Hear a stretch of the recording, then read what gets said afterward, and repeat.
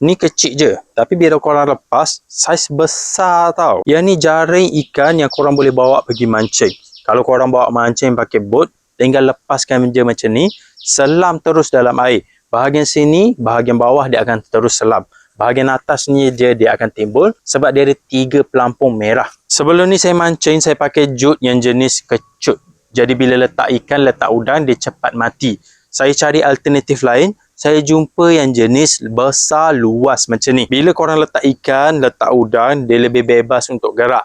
Jadi lambat sikit untuk ikan udang mati. Jadi bila korang bawa balik rumah, ikan udang tetap fresh. Tengok dekat dalam dia ni memang luas, memang bebas sikit untuk ikan udang tu gerak. Yang ni dia ada 3 layer tau. Kalau korang tutup macam ni, dia jadi kecil. Bila buka macam ni, dia jadi besar. Yang ni yang paling kecil tau. Kecil ni pun dah besar bagi saya. Kalau korang nak lagi besar pun boleh. Korang boleh beli yang 5 layer.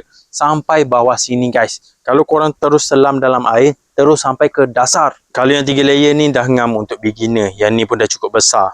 Yang selalu dapat udang sikit-sikit. Pakai yang ni pun dah cukup guys. Kalau korang tengok dia punya jaring ni jenis rapat tau. Kalau korang nak isi ikan kecil, udang kecil pun tak ada hal. Tak akan terlepas punya. Ngam-ngam untuk korang mancing dekat sungai. Mancing pakai bot memang ngam, tak ada pelampung macam ni. Dia punya ring ni korang jangan risau yang jenis fleksibel.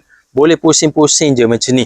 Dia tak akan rosak, dia tak akan bengkok. Kalau bengkok, korang boleh adjust balik, bagi dia rata balik. Jadi kalau korang nak, saya letak dekat beg kuning. Korang kena grab sekarang guys. Korang kaki pancing wajib ada jaring macam ni. Bawa mancing udang baru lebih syok, mudah untuk simpan, jimat space bila tutup. Grab sekarang guys.